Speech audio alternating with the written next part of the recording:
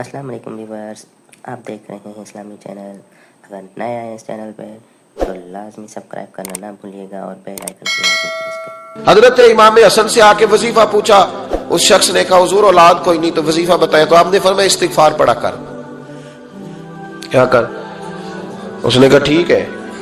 तो हुजूर फिर मैं दोबारा कब आऊं? तो इमाम हसन कहने लगे बे औलाद है ना तू, इस्तिगफार का वजीफा बताया ना? कहा। फरमाने लगे अब उस वक्त आना जब अल्लाह तुझे 10 बेटे अता करेगा। कितने? 2-4 नहीं, 10 ही कह दिए।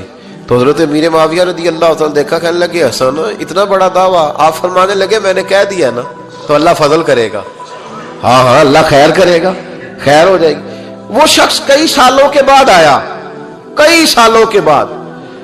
तो हजरत अमीर मुआविया को भी साथ लाया, कहने लगा हुजूर अल्लाह के फजल से अल्लाह ने 10 बेटे अता फरमाए, पूरे 10 ही अल्लाह ने दिए। तो हजरत अमीर मुआविया कहने लगे जनाब बात तो आपकी सच्ची हो गई, पर मुझे भी बताइए वजीफा कहां से लिया? फरमाने लगे कुरान पाक से, सूरह नूह की 10, 11, 12 आयत पढ़ो। अल्लाह फरमाते हैं तुम इस्तिगफार पढ़ो, मैं तुम्हारी बेटों से भी मदद करूंगा, मालों से भी मदद करूंगा। तो मैंने इस्तिगफार बताई थी और कुरान मेरे अल्लाह का है, रब का वादा झूठा हो सकता? फरमाया 10 बेटे मिलने थे, मैंने कह जो दिया था।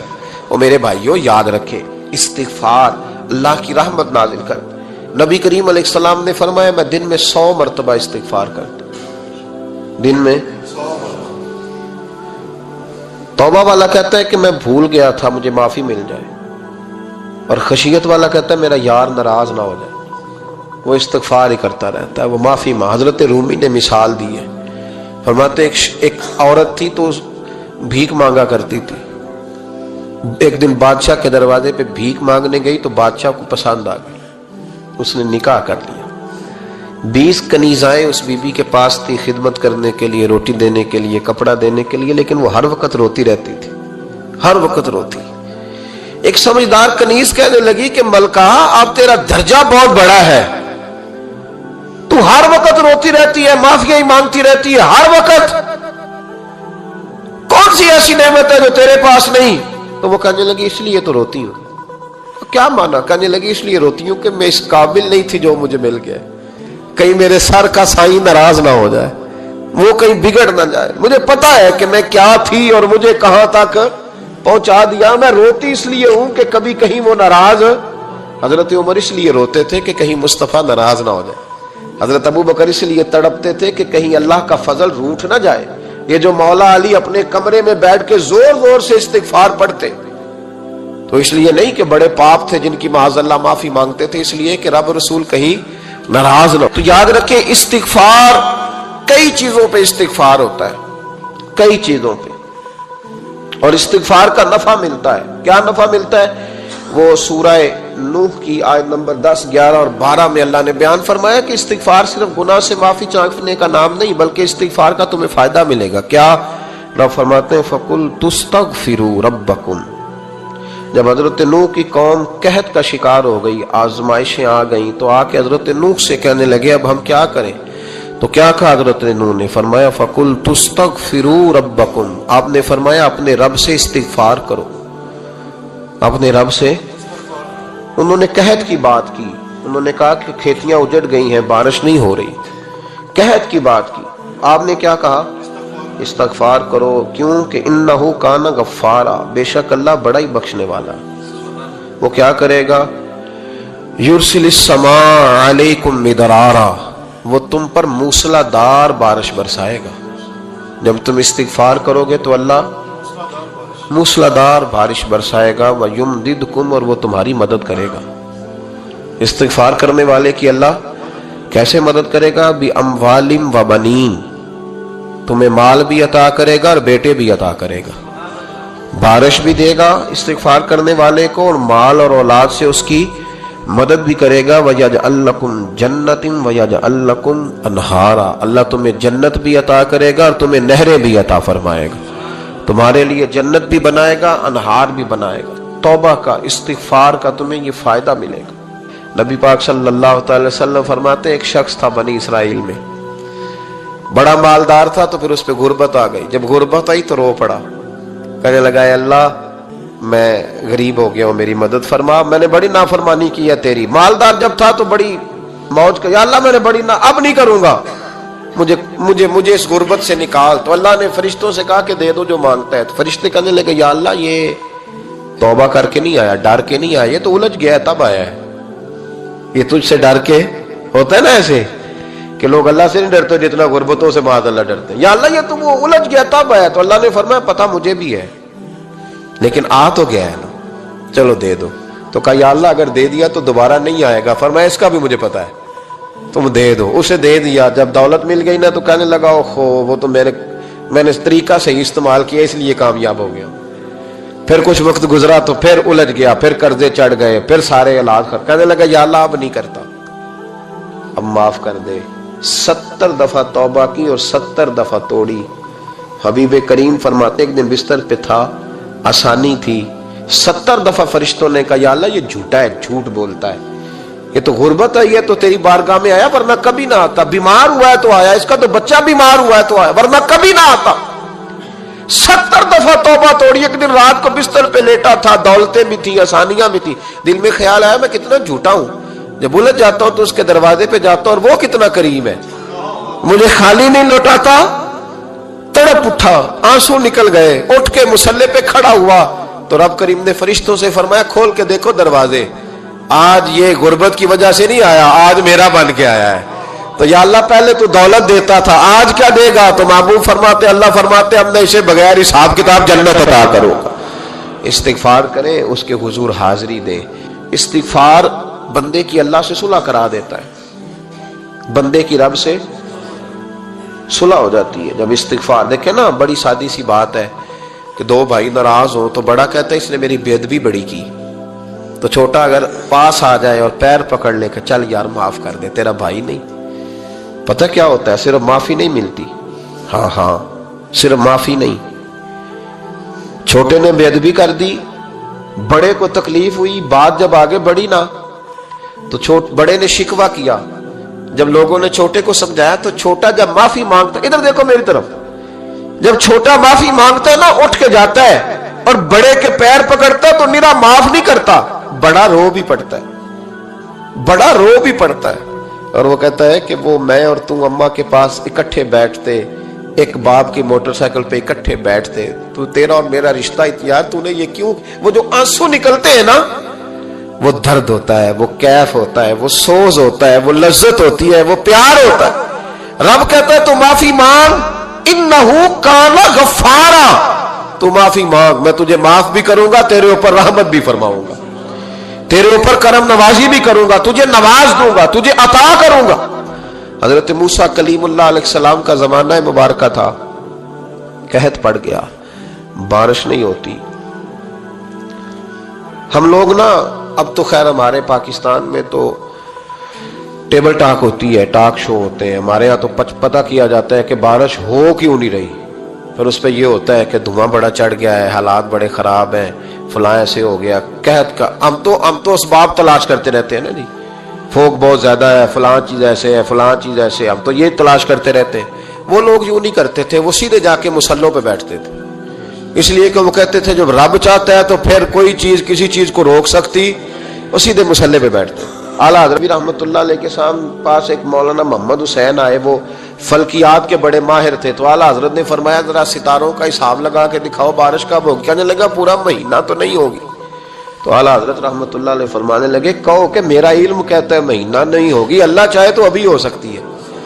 کہنے لگا جی وہ تو ٹھیک ہے پر میرا علم, وہ جیسے روز لوگوں نے پیر نیٹو حسین شاہ صاحب نہیں کھولے ہوتے کہ بارش کب آئے گی, اور اس کی طرف نہ دیکھ, مصلے پہ بیٹھ, مہربانی کر مصلے پہ بیٹھ, اللہ کی بارگاہ میں حاضر ہو, اسے معافی مانگ, اسے منا تاکہ وہ رحمت کی بارش. کہنے لگا جی میرا علم کہتا ہے. تو اعلیٰ حضرت فرمانے لگے پھر وہی بات, تو کہ اللہ چاہے تو بارش ابھی, لیکن یہ جو اڑ گئے ہیں نا بیچارے, یہ اڑ ہی گئے ہیں, یہ جہاں الجھ گئے ہیں وہاں یہ لوگ الجھ گئے, اللہ ہمیں الجھنے سے محفوظ فرمائے.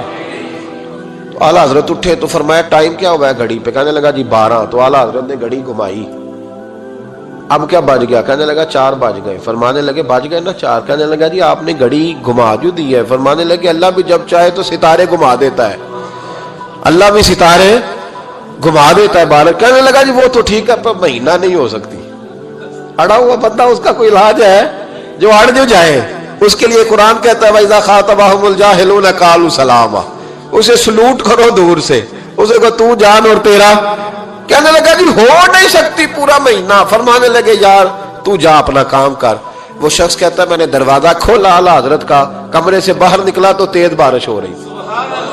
واپس آیا تو میں نے کہا احمد رضا یہ عقیدہ کہاں سے لیا ہے؟ فرمایا دروازہ مصطفیٰ سے لیا ہے صلی اللہ علیہ وسلم. تو یاد رکھیں کہ اللہ کو منانا چاہیے, استغفار کرنا چاہیے. اس کی برکات. حضرت موسیٰ ساری قوم کو لے کے نکل گئے. آؤ بھائی میدان میں اللہ کی بارگاہ میں استغفار کریں اور بارش کا سوال کریں, بارش مانگے. جب باہر نکلے دیر تک دعائیں ہوتی رہیں تو حضرت موسیٰ علیہ السلام کو رب کریم نے وحی فرمائی کہ موسیٰ آپ کی قوم میں نے ایک شخص ہے جس کو 40 سال ہو گئے نافرمانی کرتے, اس نے رب سے صلح نہیں کی. کتنے لوگ ہیں؟ ایک. اور 40 سال سے وہ نافرمان ہے, اس کو مجمع سے نکال دو بارش ہو جائے گی. اگر ایک گناہگار کی وجہ سے بارش رک جاتی ہے اور جہاں دروازے کھلے ہوئے ہوں, جہاں تنہائیاں خوفناک ہوں, اور جہاں تباہی اتری ہوئی ہو, اور جہاں لوگ کروڑوں روپیہ مال ہڑپ کر گئے ہوں, اور جہاں علماء کو ہاتھ کڑیاں لگا کے ٹھنڈی زمینوں پہ لٹا دیا جائے اور قوم کہہ رہی ہو اچھا ہوا اچھا ہوا, اور لوگ پھبتیاں اڑا رہے ہوں, مذاق کر رہے ہوں, تو پھر اس قوم پہ کس طرح کر کے فضل الہی. اور یہ مولوی کا معاملہ نہیں, یہ تو ممبر رسول کا معاملہ ہے. میرے مصطفیٰ نے یہ نہیں کہا پیر میرا وارث ہے, حضور نے فرمایا عالم میرے دین کے وارث ہے. ہاں حضور نے فرمایا جس نے عالم کے چہرے کا دیدار کیا سمجھے میں نے اپنے نبی کی زیارت کی ہے. لیکن یہاں تو خیر یہ عنوان نہیں, ورنہ میں اس پر جاتا. ہائے, تو کہا ایک بندہ ہے 40 سال سے اللہ کی نافرمانی کر رہا ہے, وہ اگر نکل جائے تو بارش ہو جائے گی. حضرت موسیٰ نے اعلان کر دیا بھی ایک شخص ہے, وہ اگر نکل جائے تو بارش ہو جائے گی. پتہ تو ہوتا ہے نا سب کو, مجھے بھی پتہ ہے کہ میں اندر سے کیسا ہوں, اور آپ کو بھی خبر تو ہوتی ہے نا جی. جب بات ہو رہی ہوتی ہے تو پھر پتہ تو چلتا ہے نا کہ بات کہاں جا کے سیٹ ہو رہی ہے, پتہ چلتا ہے نا. اسے بھی چل گیا پتہ, اب اندر ہی اندر رونے لگا. اور دیکھو امام رازی اور امام غزالی دونوں نے لکھا ہے کہ اس درد سے رویا, اس درد سے کہ ادھر والے کو بھی پتہ نہ چل جائے, مجمع کے اندر کھڑا ہے اور ادھر والے کو بھی استغفار. دیکھو ادھر والے کو پتہ نہ چل جائے اور ادھر والے کو بھی کہیں ہجوم میں غم میں بھی توہین نے ضبط غم نہ ہوئی. ہم اس احتیاط سے روئے کہ آنکھ نم نہ ہوئی, ہجوم میں غم میں بھی توہین نے ضبط غم نہ ہوئی. ہم اس احتیاط سے روئے کہ آنکھ نم نہ ہوئی, روئے بھی پر کسی کو آنسو نہیں دیکھنے دیے. اب اس درد سے کہتا ہے اللہ تو تو معاف کرنے والا ہے نا, تو تو معاف کرتا ہے, پردہ پوشی کرتا ہے. اور مالک اگر لوگوں کو پتہ چل گیا تو میرے تو بچوں کا بھی جینا حرام کر دے گا. یا اللہ میری تو آنے والی نسل بھی تڑپ کے وقت گزارے گی. مالک تو معاف کر دیا کرتا ہے, لوگ نہیں معاف کرتے. اے اللہ یہ میری خوبیاں بھول جائیں گے, میری خامیوں پر بات. مالک میں یہ ذلت نہیں برداشت کر سکتا, فضل فرما. حضرت موسیٰ نے دوبارہ اعلان کیا نکلتے ہو کہ نہیں نکلتے؟ پھر تڑپا خدا بندہ مجھے بے آبرو نہ کر, یہ ذلت اور رسوائیاں یہ نہیں برداشت ہوتی. اللہ درگزر. حضرت موسیٰ نے تیسرا اعلان کیا نکلتا ہے یا میں پھر اس کا نام لوں, اللہ سے پوچھ کے نام لوں اس کا, بتاؤ کون ہے. اب تو تڑپ گیا, کہنے لگا مالک میں تیری بارگاہ میں استغفار کرتا ہوں, آئندہ نہیں کرتا, آئندہ نہیں کرتا. یہ لفظ ادا کیے, بندہ کوئی بھی نہیں نکلا. رب کریم نے بارش عطا کر دی, تیز بارش. جب برسی نا تیز بارش, لوگ تو می دیکھ کے دوڑ گئے. تو حضرت موسیٰ کہنے لگا یا اللہ مجھے بھی تو بتا, تو نے کہا تھا کہ جب تک بندہ نہیں نکلتا بارش نہیں ہوگی, تو نکلا کوئی بھی نہیں, بارش ہو گئی, ماجرا کیا ہے. تو رب کریم نے فرمایا موسیٰ بس اس نے مجھ سے صلح کر لی, اس نے مجھ سے صلح کر لی. اور امام غزالی نے لفظ لکھے, حضرت موسیٰ نے پوچھا, حالانکہ اللہ اپنے نبیوں کو غیب کے خزانے دیتا ہے, پوچھا کہ اے اللہ مجھے اس کا نام بتا دے. تو رب کریم نے فرمایا موسیٰ جب گناہگار تھا تب نہیں کسی کو بتایا, جب پاپی تھا تب نہیں بتایا، جب مجرم تھا تب نہیں بتایا، اب کیسے بتا دوں؟ فرمایا اس کی میری صلح ہو گئی ہے، اور فرمایا جو بارش نہیں نہ ہو رہی تھی وہ بھی اس کی وجہ سے نہیں ہو رہی تھی، اب جو ہوئی ہے نا تو یہ بھی اسی کی وجہ سے ہوئی ہے، یہ بارش اب جو ہوئی ہے تو یہ بھی یہ اس گناہگار کے سبب سے۔ اپنی راتیں اللہ کے ساتھ گزارے، مصلی پہ بیٹھے۔ میرے صاحب رحمۃ اللہ علیہ سے جب کوئی کہتا نا کہ بڑا پریشان ہوں تو کچھ بتائیں، تو فرماتے آج رات مصلی پہ بیٹھ کے اپنے رب سے بات کرنا، میں بھی بات کروں گا۔ بندوں کو دکھ بتانے سے عزت میں کمی آتی ہے، اور اگر اللہ کو بندہ اپنے دکھ بتائے تو اللہ عزتیں بڑھا دیتا ہے۔ ترمذی شریف کی حدیث ہے، نبی پاک علیہ السلام نے فرمایا اگر تو دنیا داروں کو دکھ بتائے گا تو اللہ تجھے غنی نہیں کرے گا، اور اگر تو اپنے رب کو بتائے گا تو اللہ بڑی جلدی تجھے دنیا سے بے نیاز کر دے گا، تجھے لوگوں کی ضرورت نہیں رہے گی۔ استغفار کریں، کثرت سے کریں، ذوق سے کریں، مصلی آباد رکھیں، ہر شے دیکھو نا، جس طرح کھانے کی میز آباد رہتی ہے، بستر آباد رہتا ہے، ہمارے دیگر معاملات، اگر مصلی نہ آباد رہے تو روح بے چین رہتی ہے، طبیعت بے قرار رہتی ہے۔ انسان، میں نے دیکھا ہے بڑے بڑے سمجھدار لوگ پاگلوں جیسی زندگی گزار رہے ہیں، بولتے جا رہے ہیں، بولتے جا رہے ہیں، بولتے جا رہے ہیں، ایسے کسی کو کوئی خبر کہ 6 فون اٹھائے ہوئے ہیں، ایسے جیسے ڈسٹرب ہو گئے مینٹلی طور پر۔ وجہ کیا ہے کہ ان سے جان نہیں چھڑاتے۔ کبھی سارے موبائل بند کر کے نا، سارے بچے ہر چیز سائیڈ پہ کر کے مصلی پہ بھی آنا چاہیے، اور مالک تو بڑا ہی قریب ہے۔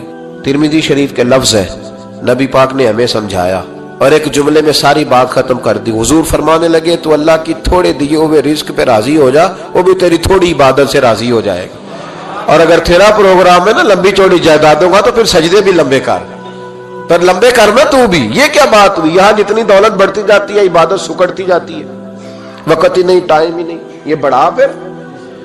تو جب دوزخ میں جانے لگا نا تو پھر خیال آیا، تو حضور فرماتے استغفار کرنے لگا، کہنے لگا اللہ میں بھول گیا تھا، اللہ مجھے غلطی لگ گئی، استغفار کر رہا۔ تو جب اس نے استغفار کیا تو رب کریم تو پہلے ہی بڑا قبول کرنے والا ہے۔ یا اللہ میں بھول گیا تو فرمایا چلو جو استغفار کرے اسے تو میں ویسے ہی معاف کر دیا کرتا ہوں، اسے بخش دو، اسے میرے فضل سے جنت میں لے جاؤ۔ اللہ تعالیٰ نے اس استغفار کو بڑا پسند فرمایا، بڑا پسند فرمایا، اور یہ استغفار کے جملے مالی کو اتنے پسند آئے کہ اللہ نے نبی پاک علیہ السلام کو بھی حکم دیا، کہا محبوب آپ بھی میری بارگاہ میں استغفار کریں۔ اگرچہ حضور کا استغفار اس معنی میں نہیں ہے، بلکہ نبی پاک کا استغفار تو بلندی درجات کا معاملہ ہے، چونکہ استغفار خود ایک عبادت ہے، تو یہ عبادت کرنے کا اللہ نے اپنے محبوب کو بھی ارشاد فرمایا۔ جب فتح مکہ ہوئی تو فرمایا اذا جاء نصر اللہ والفتح، جب اللہ کی مدد آئی تو پھر فتح نصیب ہوئی، وَرَأَيْتَ النَّاسَ يَدْخُلُونَ فِي دِينِ اللَّهِ أَفْوَاجًا، تو پھر آپ دیکھیں گے لوگوں کو، لوگ فوجوں کی فوجیں دین میں داخل ہو رہے ہیں۔ لوگ پہلے ایک ایک دو دو کر کے آیا کرتے تھے، تو اب فوجوں کی فوجیں آ رہی ہیں، تو یا اللہ ہم کیا کریں؟ تو رب کریم نے فرمایا محبوب فَسَبِّحْ بِحَمْدِ رَبِّكَ وَاسْتَغْفِرْ، اپنے رب کے لیے حمد کرو، تسبیح پڑھو اور استغفار کرو۔ کیا کرو؟ استغفار، معافی مانگو، اس کے حضور آہذاری کرو، استغفار کرو۔ معنی یہ ہوا کہ جب تو غلطی ہو جائے پھر بھی استغفار کرو، جب اللہ زیادہ نعمتیں دے پھر بھی استغفار کرو۔ ہمارے ہاں یہ ہوتا ہے کہ جب تو کوئی نقصان ہوتا ہے تو وہ اللہ کی طرف سے ہوتا ہے، نقصان ہو جائے تو کہتے ہیں اللہ کی مرضی تھی، اور فائدہ ہو جائے تو کہتے ہیں میں نے محنت ہی بڑی کی تھی، میری جدوجہد بڑی تھی۔ ایک بچہ ایک دفعہ میرے پاس کہیں انٹرویو کے لیے جا رہا تھا تو دعا کرانے آیا، کہنے لگا میں نے وہاں جانا ہے، دعا کیجئے گا اللہ تعالیٰ کامیابی دے۔ میں نے دعا کی، کچھ اس کو پڑھنے کو بتایا، لیکن کامیاب نہ ہو سکا، لوٹ آیا۔ تو میں نے پوچھا کہ کیا بنا؟ کہنے لگا حضرت صاحب بس اللہ کی مرضی تھی، اللہ کی مرضی تھی۔ پھر ایک دفعہ گیا تو نہ کہا اللہ کی مرضی تھی، تیسری دفعہ گیا کامیاب ہو گیا۔ تو بھئی اب کیا بنا؟ کہنے لگا جی جب میں داخل ہوا تو اس نے جاتے ہی مجھ سے پوچھا سب سے پہلا سوال یہ کہ تمہیں جنرل نالج کی بھی کچھ معلومات ہے یا شعبے کے آدمی ہو؟ تو میں نے کہا جناب پوچھئے۔ تو انہوں نے پاکستان کا حدود اربع پوچھا تو میں نے فٹافٹ بتا دیا۔ پھر انہوں نے مجھ سے پوچھا کہ یہ جو مینار پاکستان ہے اس کی تجویز کس شخص نے دی تھی؟ تو میں نے فٹافٹ اس کا بھی نام بتا دیا۔ پھر شارٹ ہینڈ کے ایک دو سوالات اس نے کیے تو وہ بھی میں نے بتا دیے، تو الحمدللہ کامیاب ہو گیا۔ میں نے کہا بیٹے جب تو ناکام ہوا تھا تو اللہ کی مرضی تھی، اور کامیاب ہوا ہے تو میں لگا دیے۔ اب اللہ کی مرضی کدھر گئی؟ یہ اتنا بڑا نقص ہے انسانی فطرت کا، اتنی بڑی کمزوری ہے کہ معاذ اللہ تعالی ہم کمزوریاں قدرت کے کھاتے میں ڈال دیتے ہیں، اور ناکامیاں قدرت کے کھاتے میں، اور کامیابیاں کیا تماشا۔ حالانکہ ہونا یہ چاہیے تھا کہ جہاں انسان کمزور پڑے تو کہے میری غلطی تھی، میری غلطی تھی۔ صوفیاء یہ سبق دیتے ہیں، اللہ کے بندے یہ پیغام دیتے ہیں کہ جب تو کہیں ناکام ہو جائے تو سمجھ جائے تیری، اور جب تو کامیاب ہو جائے تو سمجھ رہے اللہ راضی ہو گیا تھا، اللہ نے رحمت کر دی، اس نے فضل کیا۔ تو او بھائی یہ آنکھیں تیری محنت کی نہیں نا، اس لیے تو شکر نہیں ادا کرتا۔ یہ وجود، یہ ٹانگیں، یہ شعور، یہ تیری جدوجہد کا نہیں۔ جو عقل کی دولت اللہ نے دی ہے نا، یہ تیری محنت کی نہیں۔ اگر محنت کی ہوتی تو سجدے میں پڑا رہتا، تو خیال کرتا۔ اللہ نے آنکھیں دی ہے قرآن دیکھنے کے لیے، جب کوئی کسی گندی چیز کو دیکھتا ہے تو ناشکری کرتا ہے، جب غلط طرف اٹھاتا ہے یہ چیزیں تو ناشکری کرتا ہے۔ صاحبو یاد رکھنا اور اس پر ضرور غور کرنا کہ جب نعمتوں کا شکر ادا نہ کیا جائے تو پھر ہمیں استغفار کا حکم دیا گیا ہے۔ پھر کیا کرنا ہے ہم نے؟ استغفار کہ یا اللہ ہم تیری نعمتوں کا شکر ادا نہیں کر سکے تو ہمیں معاف فرما دے، تو ہم سے درگزر فرما، معاف فرما۔ ایک استغفار اس بات کا ہے کہ دیکھیں نا، یہ رسول پاک علیہ السلام کا فرمان، یہ حدیث امام رازی نے لکھی ہے، اور نبی پاک کی فرمان کے لحاظ سے جو چیز ہمارے سامنے آئے نا، اس پر ہماری آنکھیں بھی کھل جانی چاہیے، دل بھی کھل جانا چاہیے، کہ کوئی خاص ہی بات تھی جو حضور نے بیان فرمائی صلی اللہ علیہ وسلم۔ سرکار دو عالم علیہ السلام نے فرمایا ایک آدمی نے 500 سال بغیر ریاکاری کے اللہ کی عبادت کی۔ کتنے سال؟ 500 سال۔ یہ 5 سال نہیں ہوتی بغیر ریاکاری کی۔ تہجد پڑھنے والا جب تک 6 لوگوں کو بتا نہ دے تہجد پڑھی ہے، اتنی دیر تو تہجد آگے بڑھتی نہیں، کم از کم 6 بندوں کو پتا ہونا چاہیے۔ اور میرے جیسے حاجی نمازیوں کا تو دل کرتا ہے کہ وظیفے پہ بندہ رکھا جائے جو تعریفیں کرے صبح و شام۔ حاجی صاحب کی کیا بات ہے، حضرت صاحب کی وظیفہ دیں گے اس کو مہینے کا، وہ تعریف کرے کھول کے کہ آپ کی بڑی بات۔ یہ مرض ہے، تعریف سننا نا یہ بیماری ہے، اس نے جھوٹ کو جنم دیا ہے، بہت بڑا مرض ہے۔ حضرت سعدی نے اس پر بہت بڑے مقالہ جات لکھے ہیں اور فرماتے ہیں یہ مرض کچھ لوگوں میں بہت زیادہ ہوتا ہے۔ ایک امیروں میں، امیر لوگ ناراض نہ ہو جائیں پر انہوں نے کہا ہے تو کوئی حکمت ہوگی نا، امیروں میں تعریف سننے کا مرض بہت زیادہ ہوتا ہے۔ فرماتے ہیں ایک بادشاہوں میں اور تیسرا عورتوں میں، ان میں یہ بیماری بہت زیادہ ہوتی ہے۔ کوئی تعریف نہ کرے تو خود اپنی کرنی شروع کر دیتے ہیں، خود ہی کہہ دیتے ہیں کہ کیا بات سی، میرے ابا جی تے وہ تے 100 حال چلدا سی تے 150 بندہ ٹکر کر، ابا جی دی چھڈ تو دس تیرے کنے چل دے، تیرے کول کنے بندے روٹی کھاندے، اپنی بات کرنا۔ اقبال کہتے تھے تو وہ آبا تمہارے ہی مگر تم کیا ہو، ہاتھ پہ ہاتھ درے منتظر فردہ، ابا جی کی دادا جی کے چھوڑ اپنی کر، ہمیں تو تیرا پتہ ہے تو اپنی بات کر، تیرے اندر بھی کوئی چیز ہے کہ نہیں۔ ابا دادا تو سب کے بڑے ہیں، حضرت آدم کی اولاد ہے تو حضرت آدم نبی تھے، تو باپ دادا تو سب کے بڑے بڑے ہی ہیں، بات یہ ہے کہ اپنی بات کرنی چاہیے نا۔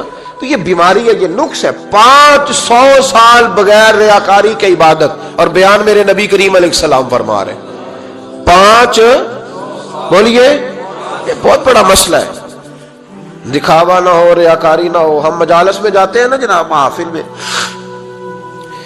تو لسٹ ملتی ہے، یہ چوہدری صاحب نے صدارت ہے، انہوں نے خصوصی تعاون کیا ہے، تو یہ فلانے صاحب ہے تو ان کا بھی نام لینا ہے۔ تو میں کبھی کبھی کہہ دیتا ہوں کہ یار آپ نے تو کہا تھا یہ نبی پاک کی تعریف کی محفل ہے، اور یہاں آپ نے لسٹ لگا دی ہے پوری تعریف کرنے والوں کی۔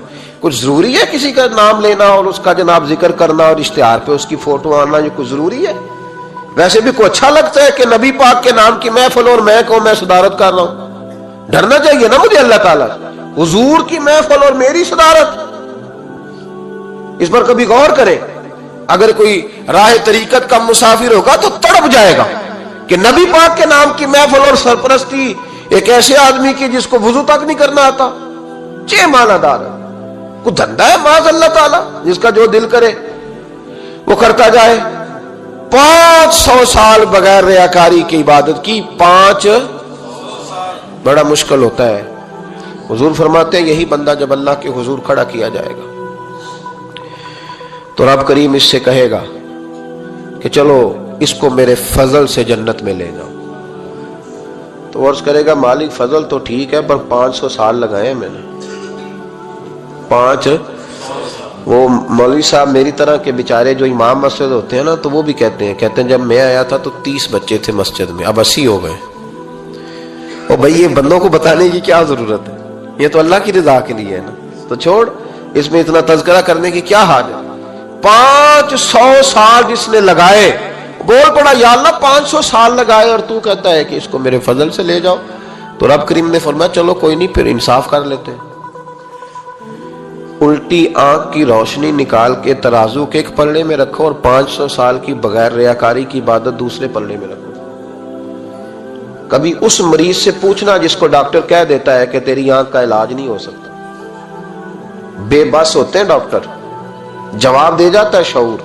پوچھ کبھی اس شخص سے، اس کو کہتے ہیں بس جناب اب آپ اپنی آنکھیں موجود ہونے کے باوجود آپ دیکھ نہیں سکتے، اتنی موٹی آنکھ لگی ہوئی ہے، لیکن روشنی اللہ چاہے تو دیتا ہے، نہ چاہے تو نہیں دیتا۔ ایک آنکھ کی روشنی ایک پلڑے میں رکھ لو اور دوسرے میں 500 سال کی عبادت رکھ دی۔ اللہ اکبر۔ تو رب کریم نے فرمایا اب تولو۔ جب تولی تو وہ عبادت تھوڑی تھی اور ایک نعمت زیادہ تھی۔ اللہ نے فرمایا یہ تو بھائی اس کو تو 500 سال دیے تھے، یہ تو ایک نعمت کا شکر نہیں ادا کر سکا، پکڑو اس کو دوزخ میں ڈالو۔ یہ کر کے کیا آیا ہے؟ پکڑو جہنم میں ڈالو اس کو۔